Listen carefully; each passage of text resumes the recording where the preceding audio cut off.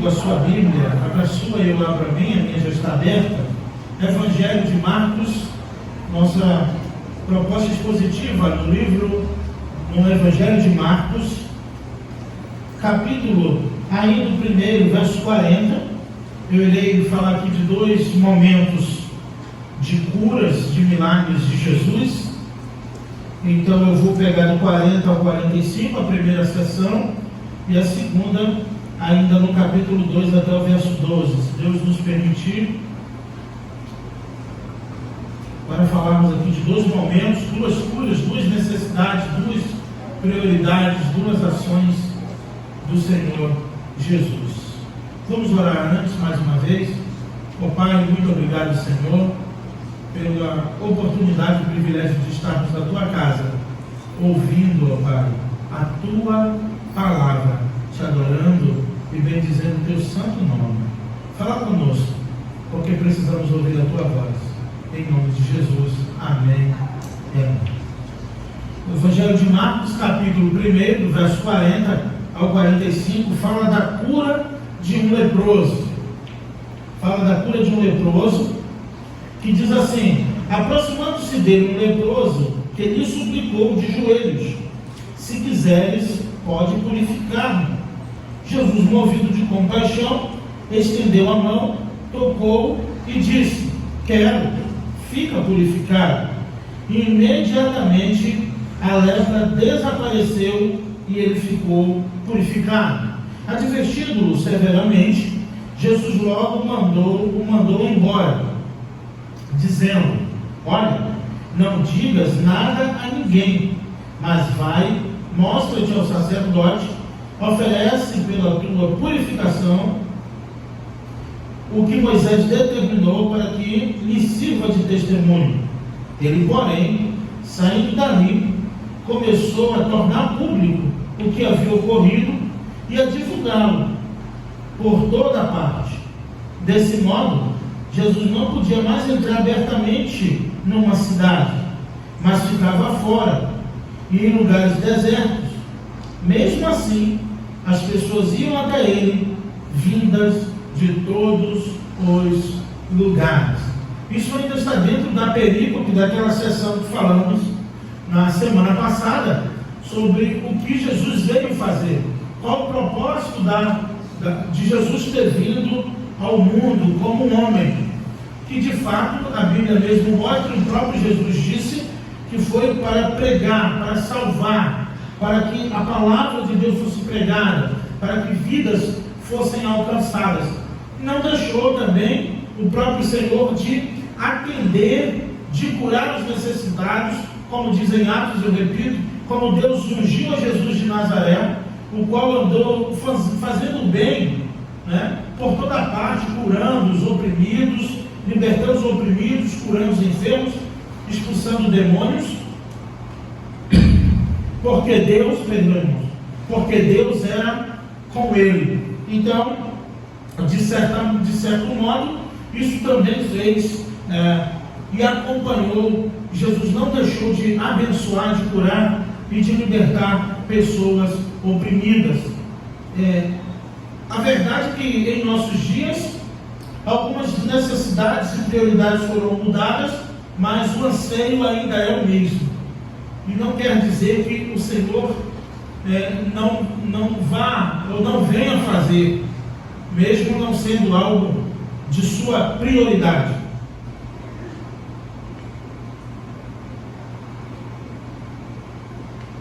Então nós observamos claramente que quando Jesus cura o leproso, ele disse: se tu quiser, tu pode me purificar. Aquele leproso tinha fé, né?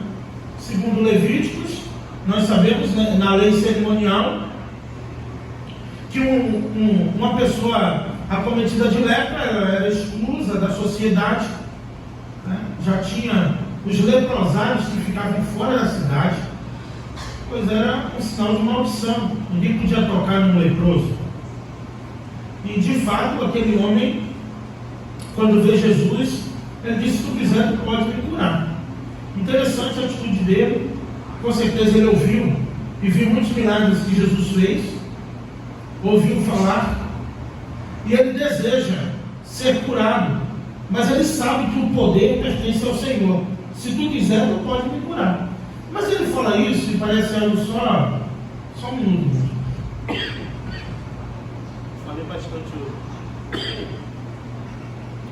Ele fala algo que parece tão simples para nós, se tu quiser, mas a lepra também, para eles era algo definitivo. Não tinha cura e eles, claro, por não poder trabalhar, não estar no convívio da sua família, passava praticamente a mendigar. A maioria dos leprosos praticamente viviam nessa condição, até porque não podia voltar às suas atividades dentro da cidade, da sociedade que eles estavam inseridos. Então isso afetava por demais. Mas esse leproso sabia que Jesus, se quisesse, podia curá-lo. Interessante que ele não disse: Senhor, eu quero ser curado. Acontece outros momentos que Jesus até pergunta, como perguntou para o Bartimeu: o que você quer? E ele diz: eu quero ver. Jesus disse: então veja. Acontece. Jesus também curou pessoas que não pediam para ser curado. Jesus simplesmente foi lá e curou. Estava diante dele e ele curou. Mas esse leproso tem uma conversa com Jesus diferente. Ele, como se de fato, ele apresenta que conhecia aqui o poder do Senhor para curar de algo aos olhos humanos incurável. E do leprosário, então, junto com outros leprosos, a tendência era piorar, não melhorar. E ele disse: se tu quiser, tu pode me curar. Eu achei interessante, irmãos, porque às vezes, ou na maioria das vezes, falamos e não tem nada demais disso, mas a Bíblia nos ensina. Aprendemos coisas na própria palavra de Deus que servem para a nossa vida. Mais importante do que o que você quer é o que Jesus quer fazer na sua vida. E mesmo que debaixo da vontade de Deus temos os nossos desejos, e em Deus, e para a glória de Deus, Ele pode sim, e faz, e já fez, e continuará fazendo. A realidade é que esse homem apresenta algo tão interessante que ele disse: se tu quiser, tu pode me curar. E Jesus, movendo-se de compaixão por ele, Jesus sofreu em seu íntimo de compaixão, que é se compadecer, é se colocar no lugar do outro, né? Então Jesus moveu-se de compaixão por ele, como diz aí o texto, e disse: eu quero. Fica purificado então. Imediatamente aquele homem ficou curado. Só que para atestar a cura, principalmente da lepra, tinha que ter lá o atestado de cura dos sacerdotes. Quando Jesus disse: tu sabe que tem que oferecer aos sacerdotes aqui 2 bolinhas, né? Principalmente até porque ele não tinha condições mesmo. Oferecia o sacerdote, ia examiná-lo de cima a baixo, despilo, e examiná-lo inteiro para ver se não tinha lepra mesmo, para atestar a cura daquele homem, para ele voltar à sua vida normal, voltar ao seio da sua família, ao seu trabalho, se assim tivesse, e tantas outras coisas mais. Mas olha comigo, aproximando-se dele um leproso, que ele suplicou. E interessante essa questão do suplicar, que é um pedido com insistência, é um apelo. É um apelo. E ele de joelhos, ele implora. Ele praticamente implora, ele suplica, ele se coloca diante de Jesus. Por isso que eu digo, não foi uma conversa tão simples assim: se tu quiser, tu pode me curar. Mas ele suplica, ele entende de fato que se Jesus quisesse, podia curá-lo. Ele diz: olha, o Senhor só não me cura se o Senhor não quiser, porque poder para isso o Senhor não tem. Mas o mais importante é o seguinte: o texto apresenta aqui, ele apresenta esse leproso, e eu aprendo com ele aqui, que de fato o mais importante é o que Jesus quer fazer. Porque poder, ele pode fazer tantas coisas. Na verdade, Deus pode fazer tudo. Mas ele faz o que ele quer, na hora que quer, sem conselho, sem reunião, sem deliberação, faz sem dar satisfação a ninguém, complica, descomplica, e disseram que depois ele explica porque complicou. Mentira, ele não explica o porquê complicou. Ele complica, descomplica e não explica por que complicou. A vida de Jó é um exemplo disso. Só restituiu tudo na vida de Jó. Jó mandou Jó colocar a mão sobre a boca. Jó disse: põe a mão sobre a minha boca. E ele pergunta: Jó, você está me questionando onde você estava quando eu fiz isso, o firmamento, as estrelas? E Deus começa a dizer: Jó, você está questionando o Todo-Poderoso praticamente. Jó fica constrangido. Os senhores que põem a mão sobre a minha boca, eu não devo nem falar mais nada. Quero te conhecer só de ouvir falar. Hoje os meus olhos te veem. Necessidade, irmãos, eu e você, nós temos. E mesmo que não viramos aqui hoje, mesmo que a proposta de sair dos nossos lares ao vir à igreja hoje, não foi de buscar um milagre, uma bênção, esse Jesus, que é o Senhor, que estava com esse leproso naquele dia, está entre nós através do seu Espírito Santo, e Ele prometeu que estaria conosco. E aí nós dizemos: o Senhor está aqui, e Ele diz sobre o poder da concordância na igreja. Existe esse poder de concordância na igreja. Quando Ele diz como 2 ou 3 reunidos, Ele está falando sobre petições, Ele está falando sobre orações, Ele está falando sobre comunhão, e Ele diz: o que ligares na terra será ligado no céu. Quando 2 ou 3 concordarem sobre alguma coisa, então será feito. Nós nos reunimos, irmãos, temos necessidades. Na igreja, irmãos, temos pessoas enfermas, eu poderia citar algumas aqui, que carecem de fato de uma ação imediata do Senhor. Nós devemos, irmãos, de fato pedir ao Senhor, buscar esse discernimento de: Senhor, tu quer fazer isso na minha vida? Porque se tu quiser, tu pode fazer. E o leproso suplica isso, né? Suplicando, ele disse: se tu quiser, tu pode purificar-me. Porque ele sabia que ele precisava que, de fato, ele fosse curado imediatamente. Seria a única maneira dele voltar ao convívio. Jesus, movido de compaixão, estendeu a mão, tocou. E interessante que na lei de Moisés não podia tocar no leproso. Não podia tocar, porque ele ficava imundo até a tarde do dia seguinte. Ninguém podia mais encostar nele. Ele ficava em um lugar separado. Isso era um escândalo. Jesus tocou no leproso. Só que quando Jesus toca, ele fica curado. Quem vai acusá-lo? Não tem. E Marcos faz questão de usar o detalhe. Não diz só: e Jesus purificou. Marcos podia omitir essa parte do tocou, que não iria mudar nada o fato do milagre. Jesus tanto curou falando como tocando, né? Os 2 cegos é um exemplo disso. De nascença, ele fez um lodo no chão, né? E passou no olho, e ainda ele não enxergou de primeira. Voltou e lavou o rosto de novo no tanque de Siloé. E Bartimeu, ele disse: com sua palavra, então veja, e ele começou a ver.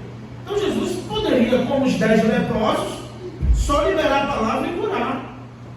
Mas Marcos fez questão de dizer que Jesus o tocou, né? E tocou e disse: eu quero curar você. Fica purificado. E imediatamente a lepra desapareceu e ele ficou purificado. Essa é a parte boa. Essa é a parte mais alegre. Com certeza a alegria tomou conta do coração daquele homem. Jesus, falamos muito esse termo, e na pessoa e obra de Cristo, os irmãos devem também acostumar, embora seja um termo teológico de Jesus, 100% Deus, 100% homem, chamamos de união hipostática, que era a mesma pessoa, 100% Deus e 100% homem. Não era que em um momento Jesus era Deus e em um momento ele era homem. Ele era 100% Deus e 100% homem, em toda a sua essência. Então, Jesus já o adverte severamente. Jesus dá a ideia, Marcos dá a ideia de que Jesus foi um pouco ríspido com ele. Olha, mas Jesus já viu que ele não era firme. Ele já apresentava: olha, você vai lá no sacerdote, faz o que a lei de Moisés diz, apresenta-te ao sacerdote, entrega a oferta para ele te declarar puro, para que ele pudesse andar livremente na sociedade. Porque se o sacerdote não atestasse a sua cura, não ia adiantar nada. E o que é que ele faz? Jesus, advertido severamente, Jesus logo mandou embora. Mandou ele imediatamente ao sacerdote. E qual foi a advertência de Jesus? Qual foi essa advertência severa? Aqui o Marcos deixa, dizendo-lhes, olha o 44, olha, é um aviso, olha, não digas nada a ninguém, mas vai e mostra-te ao sacerdote, oferece a tua purificação, que Moisés determinou, para que ele sirva de testemunho. E Jesus disse para ele, e aí tem aquela, alguns usam até como superstição, né? Mas a verdade é que nem toda a bênção que você recebe é para você sair contando para todo mundo. Tem um ditado aí que diz que o que ninguém sabe, ninguém estraga. Não é nem pela superstição de dar errado, mas Jesus diz para ele, vai direto, não conte nada a ninguém, e mostra o seu sacerdote.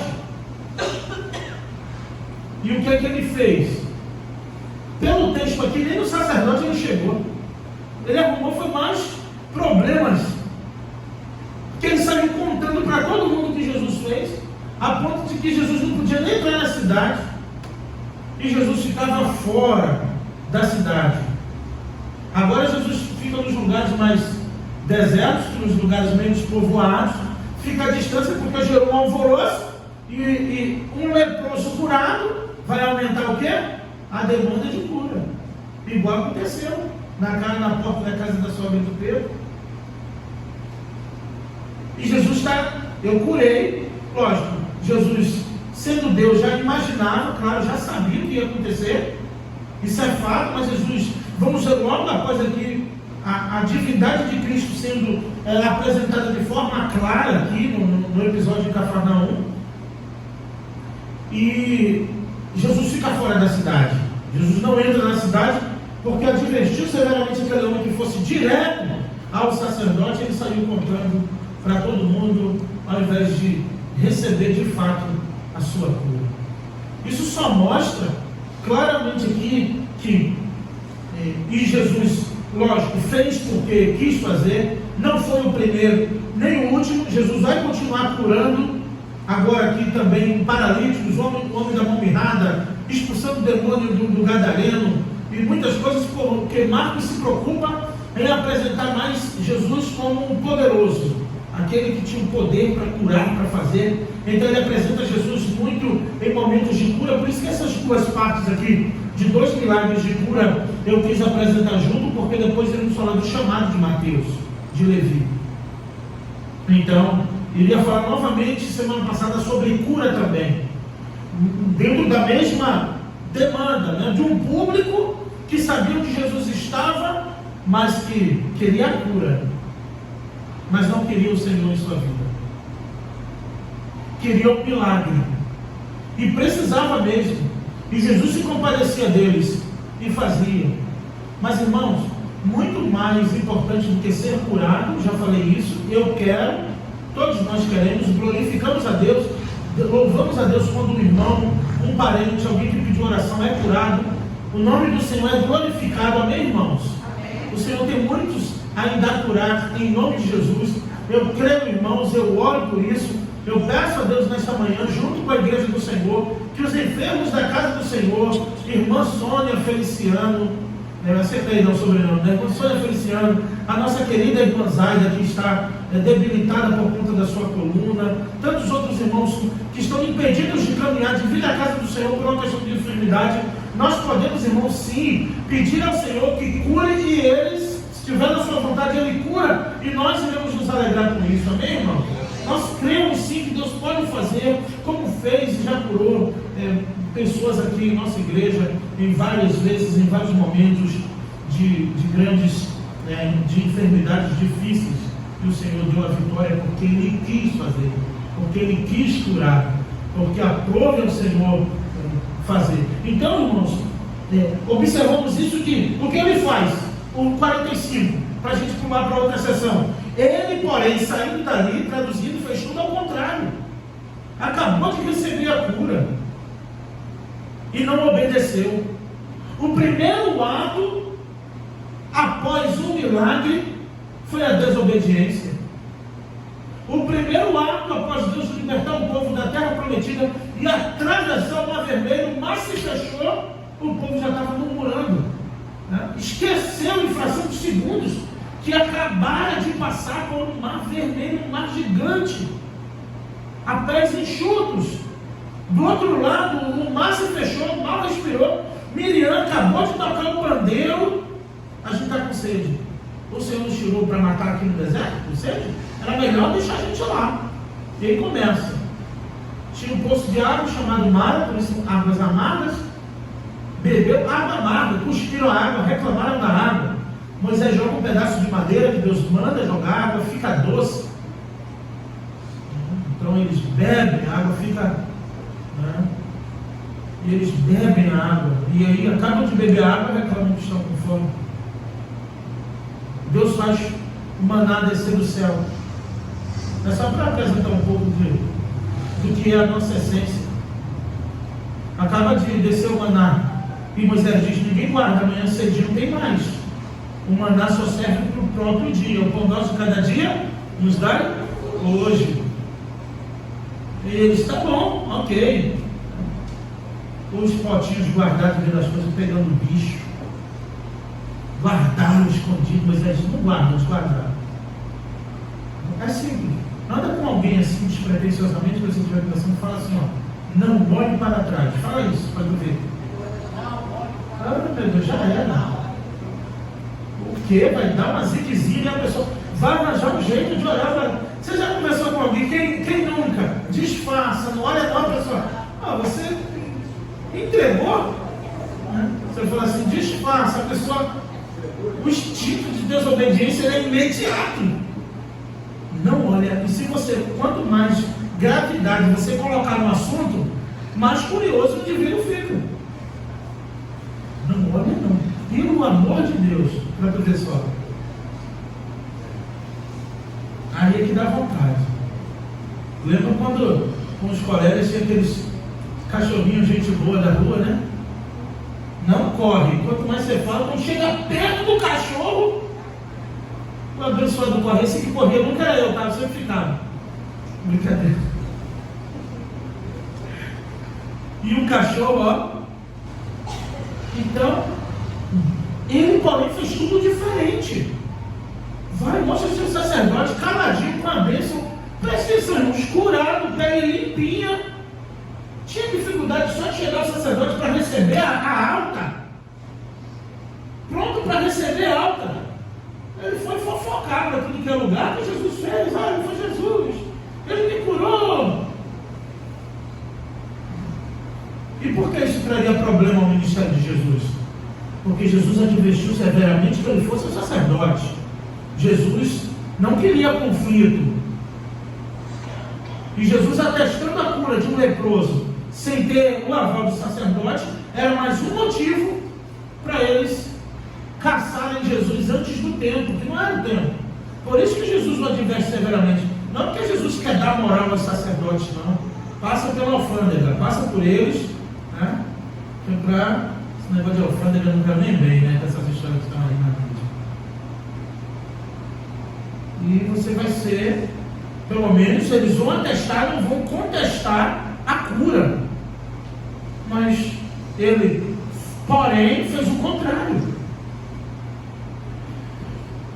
Perdemos muito tempo, irmãos, com aquilo que Jesus fez e ainda quer fazer em nossa vida.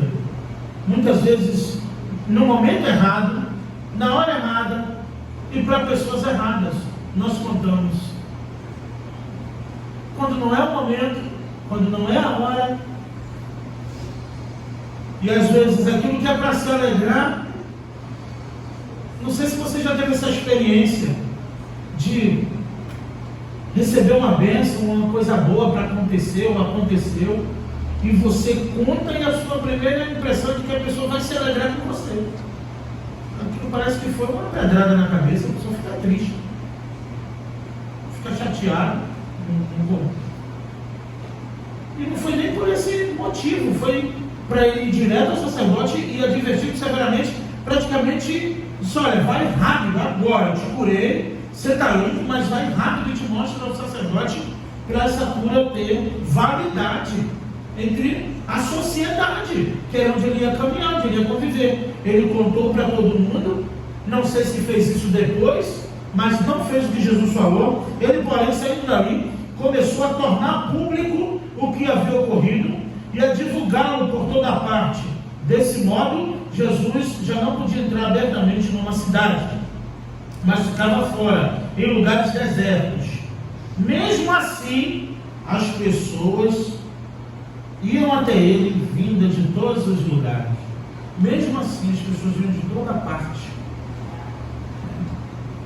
A gente pega esse texto para dizer que Jesus não queria estar na igreja, que a igreja tem que estar na rua, porque Jesus ensinou no deserto. Cuidado, pode até citar a Bíblia, mas não foi esse o propósito de Jesus, não. Muitos usam esses textos assim, de Jesus na relva, de Jesus no campo, da própria igreja sem templo sendo perseguida, para justificar igrejas sem paredes, sem templo, sem o lugar para os irmãos se congregarem, se reunirem. Quando Hebreus diz, não deixem de congregar, como é costume de alguns, falando da importância da congregação, de estarmos reunidos. Então, claro, mas aqui está o motivo no próprio texto. Sim, mas Jesus fez isso para evitar conflito. Ele já não podia entrar na cidade, por quê? Já estavam ali só esperando a confusão começar. Jesus, com isso, se retira, fica nos lugares desertos e as pessoas vêm até ele, porque se ele está fora da cidade, aquelas autoridades também, as jurisdições deles terminam ali na cidade.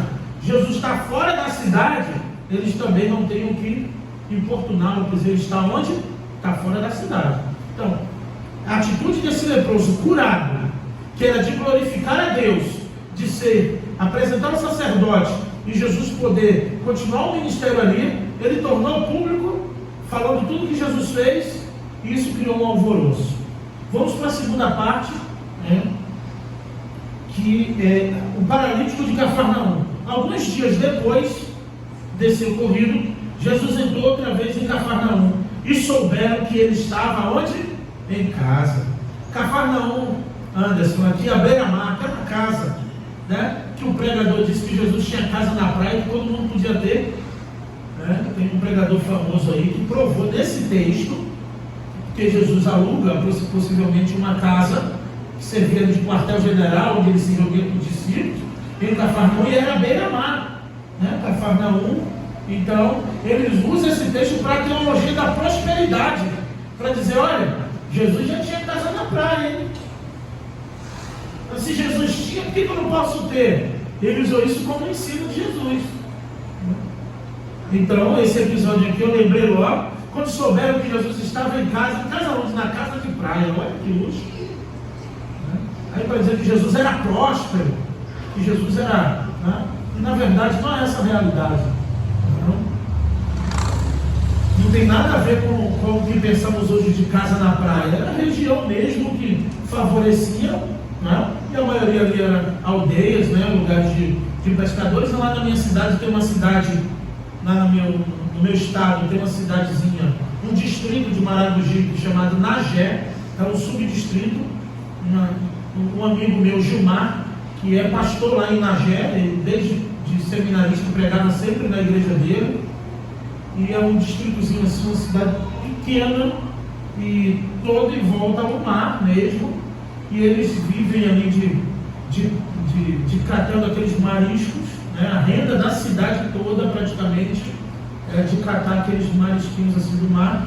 E o bom de pregar lá é que o Gilmar sempre preparava aquela muqueca com geló, a gente caía para dentro. Nós chegamos para Nagé com N. Então a PIB de Nagé é uma cidadezinha pequenininha, e o povo vive ali, todo mundo bom mora praticamente à beira-mar, mas a realidade econômica da cidade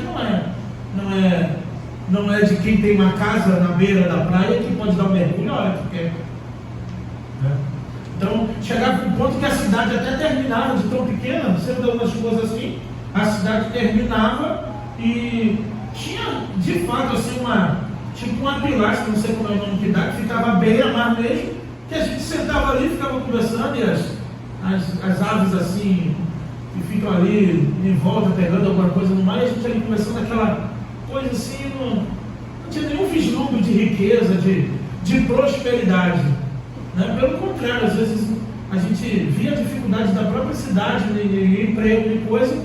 E eu me lembro que quando esse amigo meu, o seminarista Gilmar, conseguiu um trabalho na creche, na cidade, não sei se era de inspetor, algum tipo de situação assim, foi uma alegria, a gente festejou tanto no seminário, né, comemorando o fato de estar trabalhando dentro da cidade ali, conseguir um emprego dentro da cidade, em uma crechezinha ali da cidade.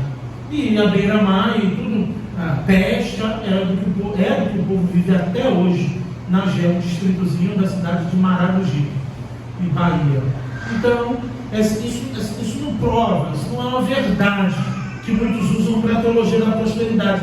Mas quando souberam que Jesus estava em Cafarnaum, a casa encheu. Olha aqui, muitas pessoas reuniram-se ali, a ponto de não haver lugar, nem mesmo diante da porta.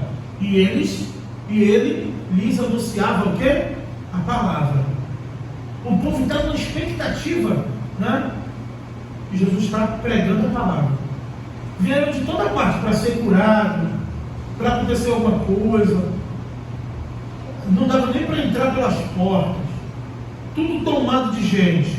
E Jesus não perdia a oportunidade de anunciar a palavra, mostrando que era o seu propósito, a sua missão, que ele era o próprio verbo, que João vai dizer, a palavra, e anunciando a palavra de Deus, com certeza, arrependei-vos, o reino dos céus é chegado até vós, como aquela série do Sermão do Monte maravilhosa que Jesus expõe ali, Jesus fala, e os seus discípulos ali anotando duraram dias, aquele Sermão do Monte, e as pessoas ali ouvindo o Senhor falar, falava com autoridade, não como os escribas. As pessoas ficavam encantadas. Mas eu vou avançar. Então chegaram alguns homens, trazendo um paralítico, carregado por 4 deles. Tem aquela banda gospel do Marcos Salles, do pastor Marcos Salles, 4 por 1. A atitude desses 4 amigos em levar esse enfermo até Jesus, um homem na maca, numa cama, num leito, não dava para entrar pelas portas, não dava para nada. Aqueles homens cavam o telhado, que era provavelmente de palhoça, de capim, né? E eles abrem ali, possivelmente com as mãos mesmo, e abrem o telhado, porque só assim aquele paralítico consegue, né, estar ali no centro da sala onde Jesus estava. Então, alguns trazendo um paralítico, carregando por 4 deles, impedidos de aproximar-se dele por causa da multidão, removeram parte da cobertura da casa, abrindo passagem pelo teto acima do lugar em que Jesus estava. Então baixaram a maca em que o paralítico estava deitado. Eles foram impedidos pela multidão, eles tentaram entrar, foram impedidos. Eu lembro de Bartimeu de novo, que diziam: cala a boca. E quanto mais mandavam ele calar, ele gritava mais alto. Quanto mais tentavam impedir que ele se aproximasse de Jesus, ele gritava: filho de Davi, tem compaixão de mim. E um momento Jesus se volta para aquele homem. Eles foram impedidos. E uma multidão ali de curiosos, necessitados, estava impedindo que o outro recebesse a bênção da cura. 4 amigos, né? Só sobre esses 4 amigos aqui, da atitude deles de levar esse paralítico, também já mostra de fato a necessidade que nós temos uns dos outros, e a cumplicidade, o amor desses amigos em se esforçar, em brigar, tentar entrar, e foram impedidos, mas não desistiram. Foram pelo telhado. Algo inusitado aconteceu. Foram pelo telhado. Possivelmente as casas eram baixas, não eram tão altas assim, mas eles subiram, foram ao telhado, cavaram ali, né, parte do telhado, abriram parte da cobertura. O verso 5 diz: vendo-lhes a fé, Jesus disse ao paralítico: filho, os teus pecados estão perdoados. Mostra claramente a divindade de Cristo aqui, pois eles esperavam, e a necessidade daquele paralítico era ser curado. Mas Jesus mostrou que o mais importante era ter os pecados perdoados. O paralítico não fala nada. Os homens colocam ali. Jesus, vendo a fé, de tentar de várias maneiras, não conseguiram, abriram o telhado, descem a maca, arreiam a maca ao chão, acima onde Jesus estava, e tem alguns desenhos ilustrados sobre essa cena, não sei se vocês já viram, e é aquela ideia mesmo, a maca descendo assim, e Jesus observou aquele paralítico, né, ali no chão, na maca. Parece que seus amigos não desceram, claro, foram por cordas ali, deve ter amarrado cordas nas pontas, cada um segurou numa ponta e foi arreando até onde Jesus estava, pela altura do telhado, né? Põe ali o paralítico e espera para ver o que acontece. A certeza era essa: se está diante de Jesus, alguma coisa ele vai fazer. Se colocou diante de Jesus, algo ele vai fazer. Jesus, mesmo assim, irmãos, não ignorou as necessidades de ninguém. Quando estava diante dele, ele fazia um milagre. Só que aconteceu algo que mexeu com os escribas. Quando eu disse, a casa estava o quê? Cheia. Possivelmente, se duvidar, conhecendo bem essa raça ruim, que Jesus disse que fica na porta do reino dos céus, não entra e nem deixa os outros entrar. Essa raça ruim mesmo. São os religiosos, são os templistas, são tudo, menos, de fato, cristãos. Não estão ali pelo propósito de glorificar a Deus. Está ali, boicotando, impedindo dos outros entrarem, de quem realmente precisa. Mas eles estão ali para quê? Jesus olha a multidão, cheio de gente, um pastor um pastor como eu, vai ficar todo alegre, e a casa está cheia hoje, cheia de curioso, esperando na espreita ali para pegar Jesus em alguma coisa. Você não sabe a alegria que a gente fica, o pastor, quando a casa está cheia, olha que igreja linda, a gente fica feliz. Os irmãos têm ânimo, alegria de vir à casa do Senhor. Mas na época de Jesus, então, eles iam, na verdade, para achar um motivo. Os escribas ali, o que Jesus falava, conferia ali se estava nas regras gramaticais do grego, do hebraico, do aramaico, se Jesus citou, se Jesus falou a coisa certa ou não, né? Eles estavam ali para esperar uma coisa acontecer. E de fato, Jesus disse: e perdoados estão os teus pecados. Só que eles não falam, eles começam no coração, né, a passar mal, começa a fermentar, começa ali né, e mostra de novo a divindade de Jesus, tanto em perdoar pecados, tanto em conhecer a intenção do coração deles, né? Iam lá porque ficaram intrigados. Olha aqui, estavam sentados ali alguns escribas que pensavam no coração. Olha o que eles pensavam no coração. Viu que eu digo que Deus conhece o nosso coração, e é verdade? Por que esse homem fala dessa maneira? Quem ele pensa que é? Traduzindo, né? Quem ele pensa que é? Por que esse homem fala dessa maneira? Ele está blasfemando. Quem pode perdoar pecados senão só que é Deus? Isso que ele está fazendo aí está errado. Quem é ele? Quem ele pensa que é? Só Deus pode fazer isso. Isso no coração. Mas eles estão aqui, só observando. Estão olhando e o coração ali, trabalhando. A mente trabalhando. Quem ele pensa que é? Só quem pode fazer isso é Deus. Ele está blasfemando. Lá, daqui a alguns capítulos, vão chamar Jesus de Beelzebub também. Então eles estão ali blasfemando, chamando Jesus de blasfemo. Aí, mas, olha o 8, divindade de Cristo de novo, união hipostática, Jesus, o próprio 100% homem, sendo 100% Deus, ali, naquela situação. Isso também serve para a instrução da igreja, na própria teologia bíblica. Observe que a divindade de Jesus, mas Jesus logo percebeu em seu espírito que eles pensavam assim no íntimo e perguntou-lhes: por que pensais desse modo no coração? Imagina o choque. Jesus olha para eles: por que você está pensando isso? Como é que você pensa isso no coração? Teve um filme, esses filmes de sessão da tarde, eu não lembro se o autor era o Mel Gibson na época, eu não lembro, mas foi um filme que tinha o poder de saber o que a pessoa estava pensando. Vocês lembram? Tinha o poder de saber o que a pessoa estava pensando. Então, no elevador, né, o que a pessoa pensava ficava nítido para ele ali. Às vezes a gente já, em alguns lugares, queria ser uma mosquinha para saber. Não queira não vai prestar não. Meu Deus, não vai prestar. Vai ficar todo mundo de mal com todo mundo. Não vai dar certo esse negócio. Deixa isso só para Deus, atributo de Deus. Deixa com Deus, que é melhor. A onisciência, que é a onisciência.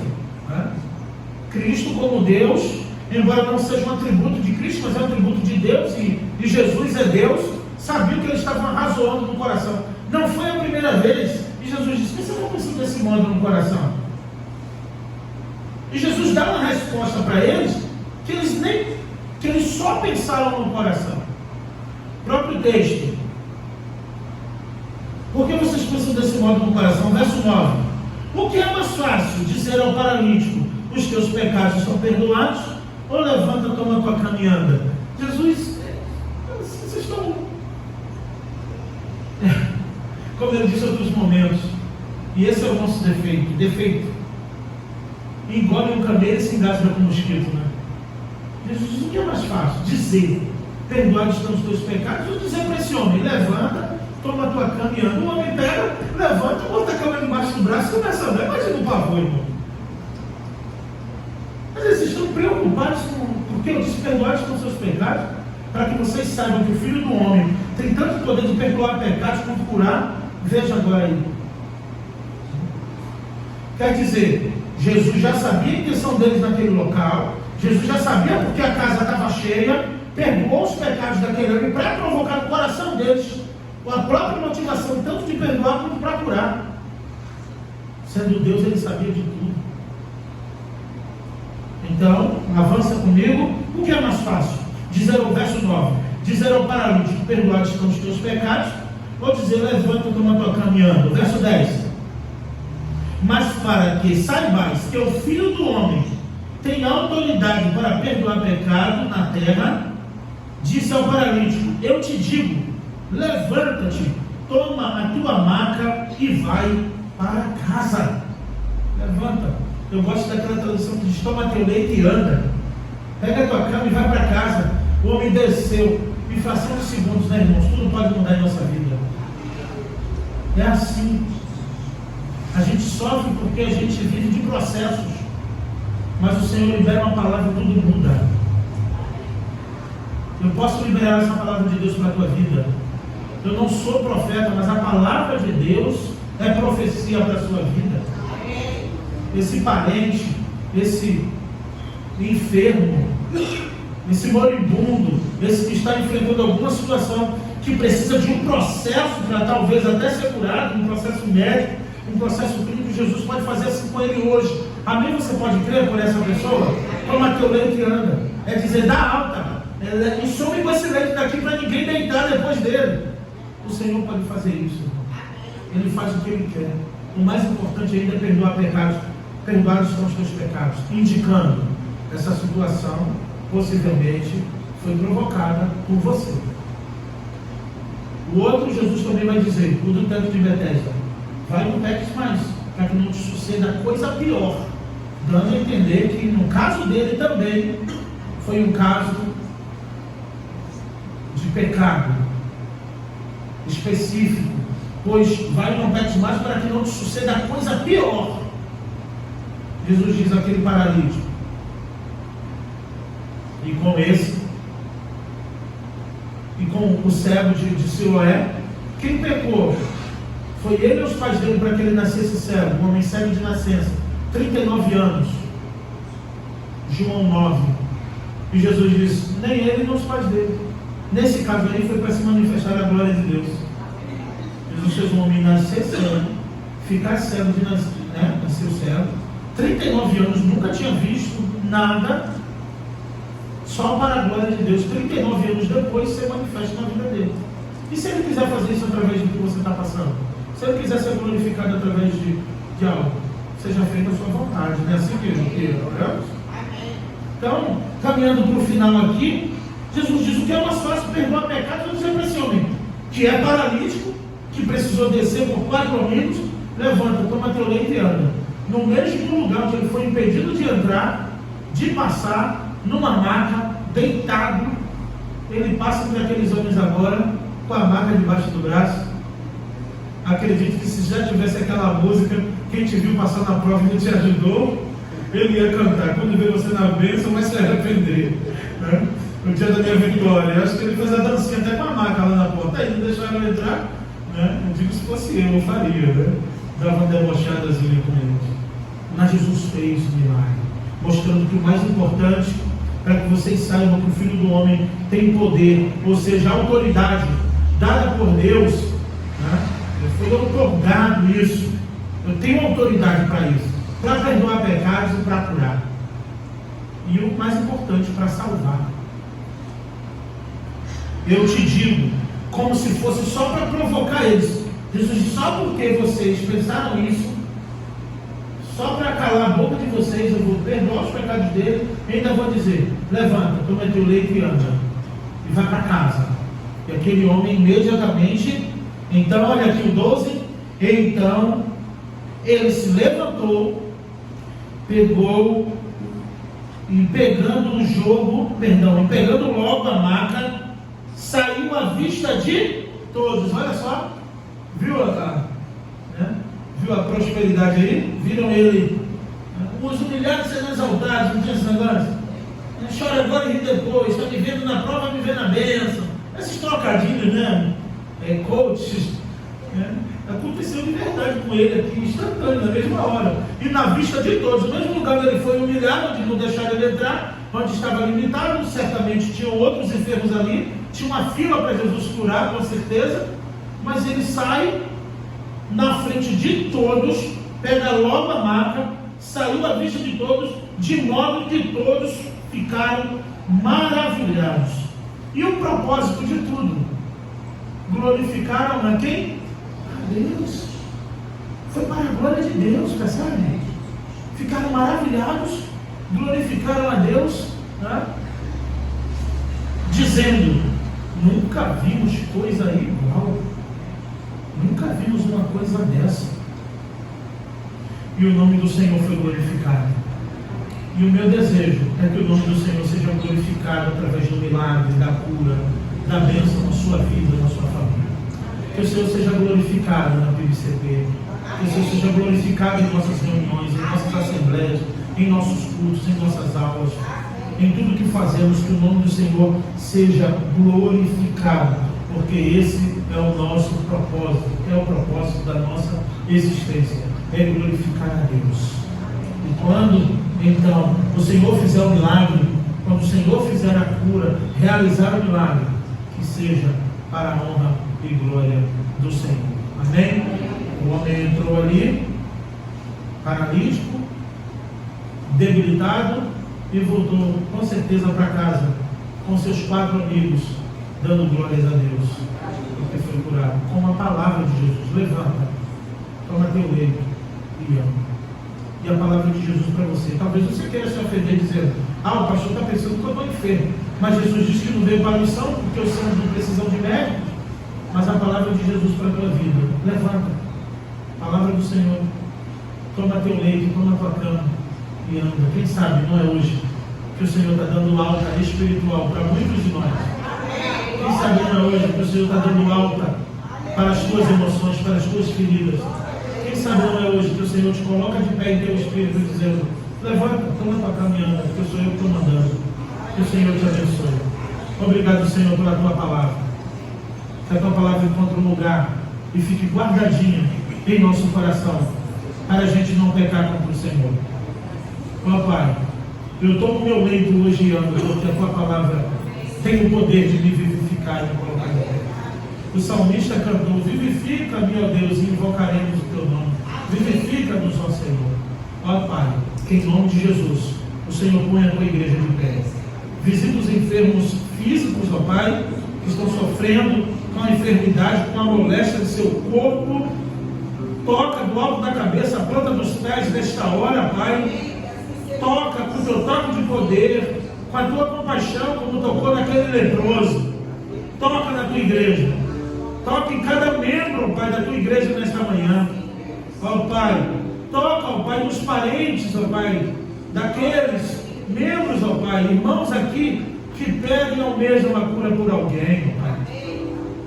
Talvez não seja este o enfermo, mas seja como aquele um dos 4 amigos que traz o enfermo até o Senhor em oração. Toca, Pai, com tua mão de poder e cura. E, Pai, toca na alma do teu povo, porque tu vai entre juntas e medulas na divisão da alma e do espírito. Ó Pai, eu te peço em nome de Jesus, libera, Pai, aqueles que estão paralisados por algum tipo de trauma, estão acamados emocionalmente, espiritualmente, coisas que ninguém sabe, ninguém ouviu, mas tu sabes no íntimo, no coração do teu povo. Que esta manhã seja a alta do Senhor para o teu povo. Para quem precisar, para quem estiver enfermo, que possa se colocar de pé, porque é o Senhor que está mandando na tua palavra. Só tu tem o poder de nos colocar de pé, ó Pai. Nós precisamos de ti. Em nome de Jesus. E que o amor de Deus, nosso Pai, a graça salvadora do Senhor Jesus Cristo, Filho, o poder e as doces eternas consolações e comunhões do Espírito Santo seja sobre esta igreja, sobre todo o povo de Deus espalhado pela face da terra. E todo o povo de Deus diz: amém. Que Deus